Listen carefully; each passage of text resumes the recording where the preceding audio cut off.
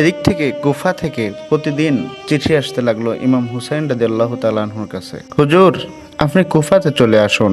এখানের কোনো জনগণ ইয়াজিদকে চায় না খলিফা হিসাবে, সকলেই খলিফা হিসাবে আপনাকে চায়।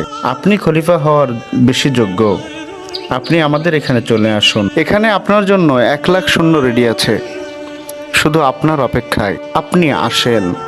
ইমাম হুসাইন রাদিয়াল্লাহু তাআলা আনহু মনে মনে চিন্তা করলেন, যেহেতু বিরাট এক জনগোষ্ঠী ইয়াজিদকে খলিফা হিসেবে চায় না, তাহলে জনগণের ন্যায্য অধিকার আদায় করা এটা আমার দায়িত্ব। উনি মনে মনে কুফাতে যাওয়ার প্রস্তুতি নিলেন।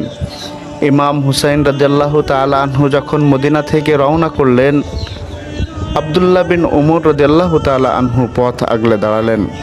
বললেন, আপনি কোথায় যাচ্ছেন? হযরতে হুসাইন রাদিয়াল্লাহু তাআলা আনহু বললেন, আমি মক্কায় যাচ্ছি। আব্দুল্লাহ বিন উমর